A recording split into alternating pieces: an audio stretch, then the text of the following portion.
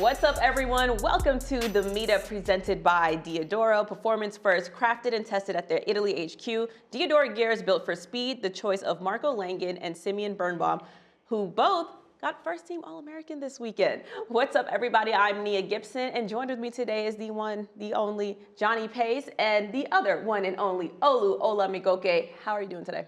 Doing well. Doing well. Second shooting new stew. Oh, yeah. Love the lighting. It feels good. Great to see yeah. you. Great performances. Glad to be here. Yeah, and how are you doing? Because I heard you was at South by Southwest yesterday and sent an invite to nobody. Nobody. Sorry. We saw his story, Ty Dolla $ign. Yeah. We can't all get the VIP wristbands. I wish I had more to go around. If I look a little tired, it's because I was probably jumping up and down till 1 in the morning. But. He just said, me and you got to step our cookies up because we don't got the right friends, clearly. He said, y'all ain't getting no badges. He said, you need a wristband to get it. Yeah, man. Jeez. But I'm glad you had fun. It's been a great week. My little sister got married this weekend. Yeah. Great action on the track. Yeah. Going a little viral right now for my little TikTok from my sister's wedding. It's crazy. Good. Johnny's living the life over here. We're just, in it. We just here. We're just in his orbit. And I'm glad you shouted out the boys at NCAA's. That was a good weekend for them. It was a really good boys. weekend. Yeah, really good weekend. And we have a really good weekend coming up, guys. I think let's just get right into it. Indoor World Championships is coming up. Johnny, you'll be there. I was gonna be there. We've pivoted though, but I'm gonna be supporting from out here. Okay, all right, ain't nothing wrong with that. Yeah, supporting from home, ain't nothing like. Ain't nothing wrong with that. We got a good team on the ground. Jet lag. That's right. That's right. Yeah. Okay. We got some good things on the pipeline, basically trying to rest up for some good things coming. So. And we'll have a great view right from our TV screens. I think one of the most fun events is going to be the men's 60 meters. It's going to be highlighted by Kishane Thompson. He will be running against Jordan Anthony and also Trayvon Bromell. Both of them own the top 3 times this year in the 60. Jordan Anthony does lead the charge. He has 6:43. It was one of the all-time marks, like top 10, and he's been moving. Yeah. Kishane Thompson comes in with 6:46. Trayvon Bromell 6:47. This is one of those events where it's not nearly as predictable as the 100 because you can see where people have a good start, they fade away. Some people have really great top end speeds, such as like your Noah Lyles of the world. And it's like one of those things where it's like, who's gonna come out on top? Whereas, or maybe I should say the 60 is a little bit more predictable than the 100, that's what I mean. Because with the 60, if like a Christian Coleman was in this, he'd be my pick to win. His start, his ability to run through 60, maybe 65 meters, is elite. Sometimes it's that last 40 for him that I'm kind of like, it's a little suspect. So I want to hear your thoughts on what you guys think we're going to see this weekend. I think Jordan Anthony, we've talked about him how many times on the show? This is like the 3rd week in a row, something like that. So I think we're talking about him for a reason. Yeah, like he's the guy right now. And I think he's locked in. I think he's got his race pattern down pat. I think it doesn't matter what arena, what country, or who he's lining up against. He's going to run his same race. I think Jordan Anthony is going to come out for gold. I think Trayvon Bromell, as we said before, we can't count him out. He's been at this stage many times before. I think we know Kishane Thompson is one of the best starters.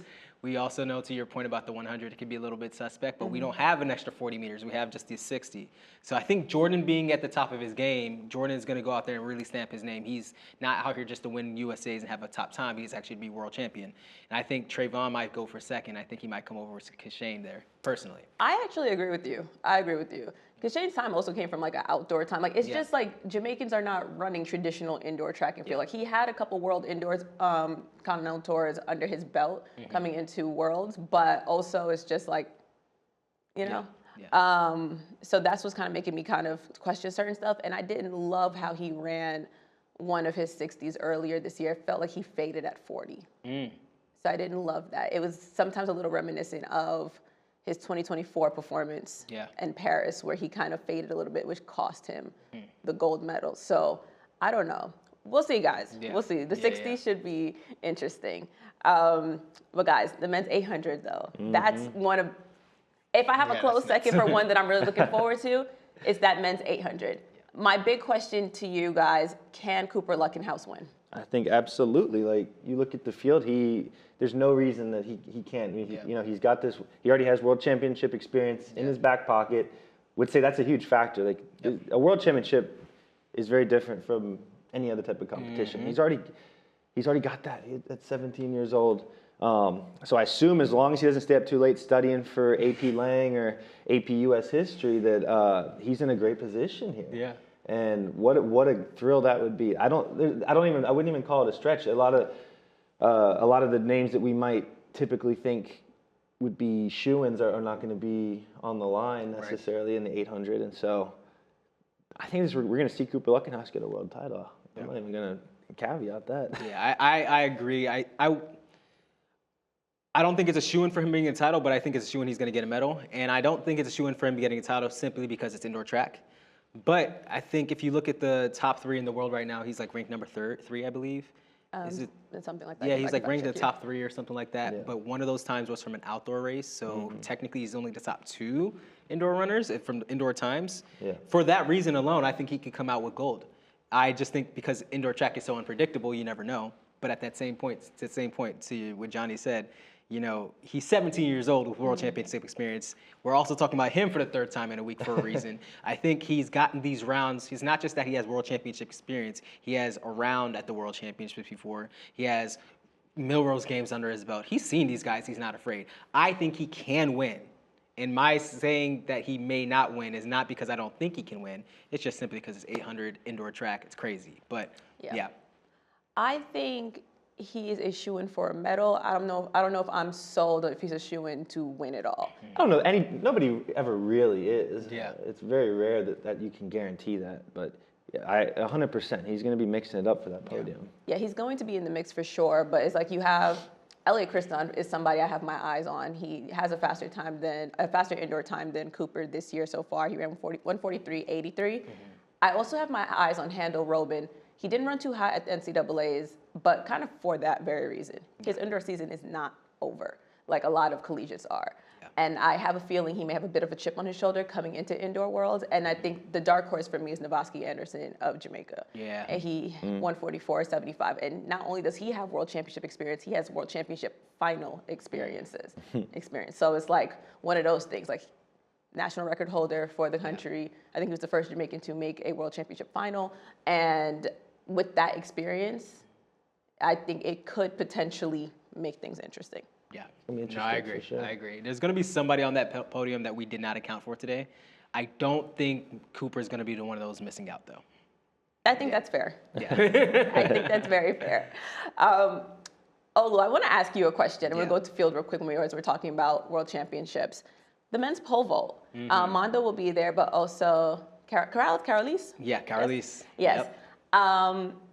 He's been jumping well. Carolis has been jumping very well. Yep. Is this something that can be a real rivalry, or is that more of a stretch? Is this something where this can be very interesting at indoor world championships, or is this another day, and the question is whether or not Mondo's going to break his world record yet?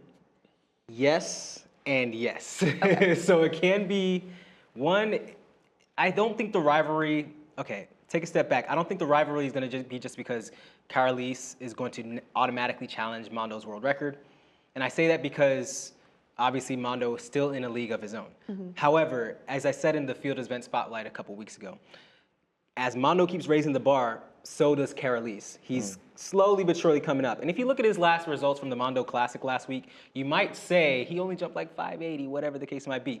But if you actually watch the competition, he had jumps at bars like 606 or 608 or 610, something really impressive where, yes, he took the bar down, but he had margin over the bar. He might have been 10 to 15 centimeters over the bar at like 608. He needs to clean something up so he can get over those bars cleanly, and that matters at a World Championships because you want to be clean even if you miss bars and go higher, if those countbacks can get you. Yeah. The point of why I'm saying that is, as I said before, Carolis has had huge caliber jumps in him this whole time. Now, how that relates to Mondo is also, we know, the greatest of all time, but there have been competitions in the past where he hasn't been perfect, and Carolis has been kind of right there before he kind of lit Mondo up. If Mondo has a not-so-great meet, and Carolis actually does go get those close makes that he always gets, it could be a situation where a rivalry started like that. Now, I can't say it's a rivalry yet because if you look at the stats, I think Mondo might be up 40-1 on Carolis. So you're saying there's a chance. But what I'm saying is Mondo's coming off a world record, which we'll touch on in a little bit, but you know, not every single time. He doesn't always do that performance back-to-back world record performances consecutively, right? If Carolis is hot, And Mondo doesn't really, Mondo's usually really clean, but if for whatever reason Mondo has one of his very anomalous off days, I don't know if it could become a rivalry. Even we're looking at a 40-2 because now we have a new world champion where Mondo has always been the unanimous vote. Follow-up question. Caroline is having a season, a great season. But I think when you're talking about certain athletes, sometimes it's a little easy to perform really well when it's kind of like, at this meet, I am the best. Yeah. How do you think that'll change when he goes head-to-head with Mondo? Because have they gone head-to-head yet this season? They have, at the Commando Classic. Okay. And I believe there may have been they went at the Mondo Classic in another meet in France where Mondo had jumped. What did Mondo jump? I forgot what Mondo jumped, but that's high. High, over 6 meters. But that's when Caroline came up behind him. And so I say all that to say, you know, you never count Mondo Duplantis out. Of course not. You just simply can't do that. But I also feel like Caroline, as I said, it's just going to take that one jump for him. If you look at the way they jump, the way they perform, Mondo is a guy who will take a jump at 6 meters or maybe even 590, maybe miss a bar or not. And then if you look at his world record, let's go to his last performance. I think he took some bars under 5 meters, 6 meters, 608 or something like that, and then jumped up to 631. When he's on, he's on. Okay. But when he's off, that's when Caroline can show up. Okay. So keep your eye on that one. All right, we'll deep dive into that more when we get into your field report later. For sure. I love it. But the women's 800, this is going to be fun. This is going to be really, really fun. And while, this whole indoor preview, we were talking about who could take someone down, what's going to happen, is there a dark horse? This is the one where I'm going to say no. It's Keely Hodgkinson versus the world. The race is for second place. She owns currently, I'm being so real. She currently owns the indoor world record and the fastest time in the world this year with 1:54.87. The next fastest is Audrey Guerrero with 1:57.27. Keely is almost 3 seconds ahead of her. And mind you, 1:57.27, that's not slow. That's not slow. It's not slow. You're very much so moving, but it seems like Keely right now, at least this indoor season, is very much so in a league of her own. Yeah. She's not normal. She's not like your typical athlete. So that's kind of like, I'm kind of like with my whole chest, 10 toes down, it's Keely's to lose. The race is for second place, but I'd love to know your thoughts on that, both of y'all. I kind of wish the debate and the discussion was Femke versus Keely. I know. That would really make it super interesting, but I think you're nailing the head with Femke not racing the 8, it's Keely's. I think if we're gonna do this, if we're gonna have, because it's Keely's race and everybody else is just showing up. No disrespect to any other the competitors, but if we're gonna go with that hypothetical of Femke versus Keely to make this interesting, I really feel like even still it'd be Keely and versus everyone else. You said she's not the same. She's not the same. She is a Martian. Isn't that what Lil Wayne said back in? Yeah, like we are not the same. I am a Martian. What if Keely walked out with that as her walkout track? She needs to hit up Noah Lyles and tell her like, listen, help me out with my entrance. Help me walk out. You know what I mean? Listen, if Worlds can sit here and be like, you know what, we'll allow it. Yeah. I'd love to see it. Yeah, for sure. I mean, when I competed at World 2016, they had a walkout music for the finalists, so I don't see why they couldn't. I don't even remember. So the reason why I don't remember is because I didn't make the finals that year because I didn't know I was going to make it to Worlds until 2 days before him, but that's a whole other story for Nigeria. We'll leave that for another conversation on another day. But I say all that to say this. The finalists did come out with their walkout music, and if Keely came out with "We are not the same, I am a Martian." One, it'd be viral. Two, it would really stamp welcome to my court. She could really put her stamp on, well, she already has her stamp on it, but Keely is she's so nice looking. Mm-hmm. She's so friendly. Mm-hmm. And when she steps on that track, she's not a dog, she's a beast. Yeah. And I would love to see some type of crazy moment where she shows that because it is her race to win.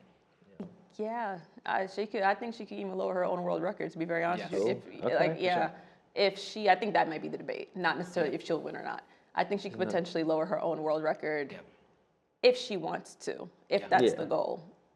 Well, it's that's a good point. Does she want to do it? You got to really, if you're going for that, you're going to stress your system to the maximum level possible, and maybe they have bigger goals for outdoor. But sure, that would be cool, and definitely in the realm of possibility for her to whittle it down. Get a little check. Why not? I think bringing up Femke though is very interesting because where would she be in this conversation? I don't think it would be Keely versus Femke. Not yet. But I think she would be in the mix for the race for second, potentially. Yeah. I'd love to see her race against Audrey, Georgia, obviously also a Keely, just to see how far she can be pulled, because she ran that sub-2 essentially by herself. Yeah, she did. So I would love to see just how that translates against real competition, because like a time trial versus running to win, it can produce really cool time. So, I mean, we will see. Yeah. We will see. On the men's side, though, let's go up a distance. The men's 3,000. Oh, yeah. That's going to be very exciting. Yard to Goose, Cole Hawker, Josh Kerr, they all highlight the field. I think Cole's going to win, but go ahead. I feel like this is the closest thing to Grand Slam track we're going to get in 2026. Dang, rip, rest in peace. Still with this spirit. When these boys line up, or when these men line up together, it's always going to be a good race. I love seeing this trio, and obviously Jakob Ingebrigtsen not in the mix. I mean, that would have elevated it to a whole other level. But you know, we got to see these guys square off a lot last year. These are a bunch of warriors. Like none of them like to lose. Yeah. I feel like Yared is kind of on an upward trajectory. He hasn't been dominating as much as Cole has been per se. And then Josh should be interested. He's in a good spot. But the question is, how have they been since Milrose? What have the builds looked like? Obviously, Cole's got a lot of momentum. But, you know, it's interesting, too, that, you know, we think of these guys as like 1,500 guys. Yeah. Mile guys. Crazy. And, you know, we're seeing them here in the 3K. I think that's actually a good play, like in the arc of like a year, because often, you know, to train for the 15 or the mile, very hard on the system, like that fast twitch, that hard sprinting that you got to be able to like sustain through September. Yeah. You can often see it being a wise approach to focus, you know, on the longer distance, on your strength earlier in the season, and then kind of dial it in as the year progresses. So it's not shocking. I think this will serve them all well. Yeah. In the arc of 2026 and beyond, but yeah, you think Cole's the man? I would. Do. It's not a. That's not a hot take by any stretch. I don't think it's hot. It might be a tad bit, maybe lukewarm at most. I will say that we got to remember though. Josh did get a world title indoors in Glasgow. He did. In the 3K at home. At home, so. There's just for Cole, I just think he knows how to win. Yeah. Oh, they all do. They do, but I think if I'm going to pick someone who knows how to do it the most, it might be him for a couple of reasons. Y'all seen Rocky before? Yep. And you know the quote where it's like, it ain't about how hard you can hit, it's how hard you can get hit and get back up. Yeah. Cole knows how to do that. He knows how to get hit hard and get right back up the next day. We've seen him not make teams in certain events, but that in the event that he does make it in, completely dominate. Yep. We've seen that World Outdoor when he got DQ'd and then came back and won that 5K title. It's all good because we know he's a cold 1,500 meter runner, but he's also made it very clear that he can step it up to the 5,000. And I think the other reason that I have him picked is that versatility across distances. Yeah. He's able to almost like flawlessly execute it throughout certain stuff. If he positions himself the correct way, then I don't see a world where he's losing that race. Yeah. That's kind of like why I'm like, you know what? Because Yared in his own right, Josh in his own right, we know what he can do. But it's just, when you see Cole in certain distances, it's so hard for me to count him out because he just knows, not necessarily how to lose, but he knows how to get back. Like, that doesn't faze him. Yeah. That's my thing. I will note, and I touched on this in the past, but like the differences between indoor versus outdoor track, especially in the distance. I think you're going to see differences for different reasons for all events, but like there's a lot of room for error. Like there's a lot of laps you got to get through, and with a 200-meter track, positioning is everything. Not getting tripped up is everything. And if you are in second versus third position at the right or wrong moment, that can swing the entire race. So I think that's really an important thing on top of like, you know, your usual moves where you can swing super wide. Maybe I'm going to work on something like indoor. So just having that positioning dialed in for over a long period of time, like a 3,000, is going to be, you know, it's a little more cerebral and more goes into it than maybe an outdoor.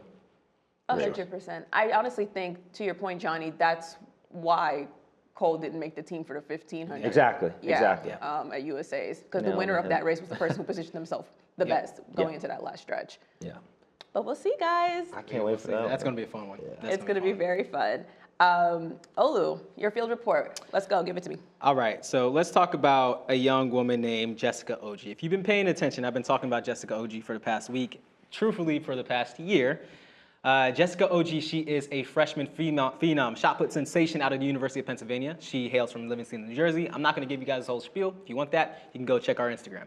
But what I will say is this. Jessica OG is the youngest person, the only freshman to have qualified for NCAAs. She ended up getting 7th. And if you look at her season best, which is 18.50 meters, she threw that a few weeks back. That marked her, as of last week, she was ranked number 16 in the world. Now, she's the only person in the world in the top 20 who's under 20 years old. Let that sink in. The shot put is a grown woman's event, a grown man and grown woman's event. And this young lady is out here putting out generational marks, but sliding under the radar because she's not ranked in the top in the country. She's not ranked in the top in the world. But if you look at her age and her room for improvement, I feel like she's going to be somebody we're going to really be talking about, and obviously potentially in LA. You can never say trajectory is never linear. I'm not going to sit here and be a prisoner of the moment, but I've been watching her since last year, and one of the things I really love about Jessica is that when she gets locked in, it doesn't matter how the competition is going, she can go put 1.5 meters of her previous best mark within a series. So Jessica OG, pay attention to her throughout the outdoor season. She's one to watch. Also, new Nigerian record, so I'm going to always rep that. Let's go. But, so yeah, Jessica OG, one to watch. Don't take your eye off of her. Now, obviously, we touched briefly on the men's pole vault. Mondo, okay. You're in rarefied air whenever you set a personal best is the best that's ever been run, or best that's ever been jumped, right? We just talked about it earlier. Mondo, 6:31. He did that at the Mondo Classic. His progression, he was flawless over every bar. He went from down from, I think, just around 6 meters or under 6 meters, don't quote me, all the way up to 6:31 without missing a single bar. 6:31 wasn't a perfect clearance, but he did make it over without any misses on the way up. So obviously, if Mondo's in the competition, you're going to pay attention. But again, as we said, Carlise is in there too. You don't want to lose track of him. And Sander Gudormsen is also in there as well. So going to be really fun to watch the pole vault. And then a third one is an event that's really close to my heart. Miles Nesmith, a young man I've been watching for the past year. He is from the Youth Track Club in Memphis. He triple jumped 16.15 meters at his 53 feet and even for the new national record, which also the new indoor national record in the triple jump, which was previously set by Yevon Smilo a few months ago, where he jumped 52.9. So the triple jump the field events from the high school to the pro levels are all going off. Pay attention to some of these jumps events. A lot of these storylines you might not know are happening right underneath your nose. So if you do a little bit of digging, just watch one individual character or one or two around them, you're going to be pretty surprised, especially as we head into outdoor. Before we get off of your field report, we do have a video of Mondo clearing. So I think we should watch this because this was pretty cool. Yeah, this is nuts. This is nuts. Hey, come on, world record. Now keep in mind, he only jumped like what, 3-4 jumps I think before this one? Ooh. And still it wasn't a perfect bar, but like, hey, how does he know how to like? It's the energy for me. Every single time, it never gets old. And so what's so funny, I said this on another episode, Mondo was talking about how he wanted to get this this pole vault world record to have some bonus money for that wedding. So go ahead and enjoy that money, Mondo. But we'll see if he wants to go at it again in Worlds, because that's back-to-back. This happened last week, and we have Worlds coming up this week. So I'm very interested to see how that plays out. How beast is it to be setting world records at a meet named after you? That was a world, I think it was a World Indoor Silver Tour or something. Like, he has it sponsored by World Athletics. Omega's an official timekeeper. Like, come on now. Like, or on 1,000. And then he also, by the way, was playing his track. And I'm feeling myself. And after he did it, like, listen, come on, man. That's a flex. That's meta Mondo millionaire. Come on, this is too much.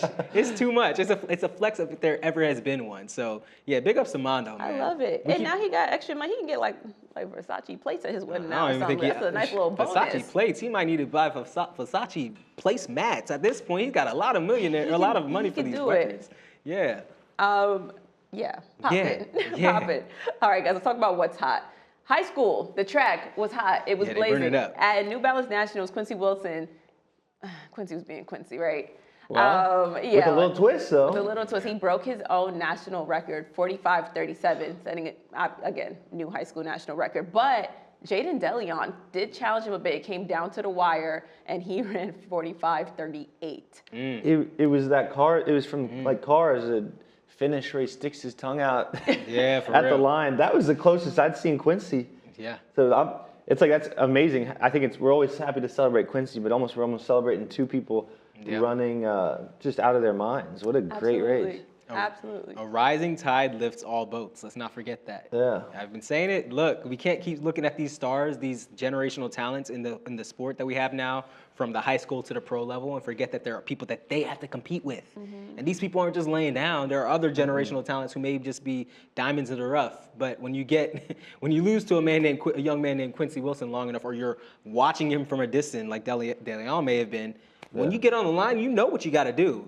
Everybody's talking about Quincy Wilson. No one's talking about you. There's a little chip on your shoulder when you go on with that. And that raises your performance level. And I think that's why, again, ceilings become the floor.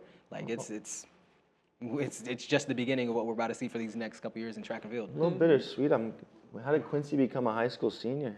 Time flies. I know. How spoiled are we that we want this man to not graduate from high school? It's okay. We can still see him in the collegiate ranks. I'm really interested to see how he brings Maryland back into relevancy, especially in the quarter mile. And De Leon, he's committed to LSU. So I'm really interested to see how he evolves as a Tiger and how he competes against the rest of the SEC. That Eastern region is going to be crazy in 1 year's time. And I was also joking, of course, we want to see Quincy not only graduate from high school and be very successful in college, because he is a paragon for being a student athlete. Yeah. But he's also going, as a Maryland native, going to University of Maryland. Like, this is going to be huge. This is huge. This is really Come cool. on, hometown hero. Yeah, you know what I'm saying? We rep the whole D and the V. I may have grown up in Virginia, lived in D.C., but I also lived in Maryland too. So yeah, I'll claim that. Yeah. In the same breath, same meet, Katie Zhang, she broke the 2-mile record, which stood for 13 years. Crazy. Boston was hot. Okay. Yeah. Boston was very much so hot, and she, ran that last lap by herself essentially. But going past that, Foyton Tesfaye at the Barcelona Marathon, she ran the world number 2 all time, and it was 2:10:53. And also, guys, it was her marathon debut. Who does that? Who does that? In your first time running something, it's the number 2 all-time mark. Yeah, I don't know. I don't love it. I feel like that's crazy. I don't love it. I think I'd like to see progressions. I mean, I'm not a fan of somebody just coming out of the blue and ripping. And get the number 1 time was Ruth Chepengedich, who was disqualified for performance enhancing, and that her record still stands though because of the timing of that announcement. But I'm not saying anything. All I'm saying is I like to see a progression. I don't like seeing debuts doing that out of the blue, personally. So what do you think would have been a more realistic or reasonable debut performance? If 2:10 was too fast, what would have made more sense that you would be find more believable? I mean, I'm not here to make a stake on that. I think it's just too exceptional too quickly. But I haven't followed her career to this point closely enough. I wish I'd looked into it a little bit more in other events, but probably just not running away with it. Maybe mixing up with the pack, probably not winning the thing, but And how was the course at Barcelona that made it was that a factor? Even if it was, say she didn't run 2:10, was the course a factor? I'm not too well versed on this, so. Yeah, I don't know. I've never raced it. It's beautiful, but obviously conditions were good enough. Yeah, if you're running 2 all time. I have a hypothetical for you. What if this is her baseline, and the next time she runs again, you'll see the progression? And we talked about it again. Will I get a smile? Will you love it then? Maybe. I don't know. We got a tough critic over here. Dang. I like it. Unfortunately, I feel like we celebrate these mind-blowing, unthinkable performances, and more often than not, it ends up being too good to be true. So. That's a pain point there. I get it. Yeah. So I'm a little hardened in the. Yeah. He's battle weary. We gotta hope. We always gotta think positively though, and operate in good faith. So that's what we're gonna do. So. Okay. Fair. All right, Johnny, I also want you to talk more about what we got going on at FloTrack with the UTMB. There's a little motion going on with FloTrack. We got some exciting developments. Pardon my French, the Ultra Trail du Mont Blanc. UTMB, for those, pardon my French. UTMB, the premier trail series, ultra trail racing, is coming to FloTrack. For free. I was gonna say free. Ain't gotta pay a thing. Free don't cost a thing. Free. 1, 2, 3, 4, free. I think a lot of people, the trail community is passionate, and they are they love this sport, and I think as more people learn about it, there's more and more fans every day, and that's what I think we're really trying to do. And I'm excited we'll be able to provide that for free, just to to our network and to our people out there, and just make people aware of trail. And yeah, rightfully so. They've enjoyed it complimentary in the past, and I'm glad that more and more people are going to have that access. To me, it's exciting. Like as fun as track and field and cross country is, like there's this interesting intersection of like the beauty of these natural places. Yes. You would know. You did you covered Golden Trail. Yeah. You've been out in these environments. I love this merging of spectacular places. To be honest, the UTMB championship is held in Chamonix, France, which is probably the prettiest place I've ever been. The most awe-inspiring vistas, mountain. I actually went out there and climbed it a couple years ago and remembered. I mean, I've seen a lot of places. This is probably the prettiest place I've ever seen. And the fact that is the backdrop of a 100-mile ultra race, terribly exciting. I hope we're going to get an opportunity to be on the ground, but I'm excited to follow it even closer. And I hope a lot of fans will as well. So very exciting news. It's a whole series though. So I think the first one was supposed to be this weekend, but due to natural, I think it was a terrible storm that came through. It's been canceled, but there's more coming soon. Definitely check out our post with the full schedule. But got the full schedule on the we're page. trail guys now. Yeah, man. All right, trail guys, and we're giving you guys the access free 99. Johnny, I'm throwing it back to you. What else we got going on? Gear Geek? Gear Geek, yeah, we're launching a new series, Gear Geek. Look at that, first one coming out this week, featuring Brooks Glycerin Flex. I feel like something that is very core to our community is gear and running, and we talk a lot on this show and about the elites, but everybody, there's tons of runners out there that I know watch the program and enjoy running as well, and that's kind of something that I'm excited to tap into. Bringing out the latest and greatest in tech. It is a crazy time to be a runner. Seeing how far shoe technology and other wearable technologies, nutrition, how far that has come. It seems like every month there's something new and exciting. So I'm excited to be able to bring that. We have a series that's going to be, hopefully, I think the goal of the cadence is about once a week, sharing the latest and greatest in partnership with our friends at Fleet Feet, which is, I couldn't ask for anything better. It's we know track, we know running, we obviously enjoy the gear and tech, but to have the best in the business, real experts being able to provide expert recommendations and specific details. We did our first round of shooting last month, and I think this is going to be the start of something beautiful.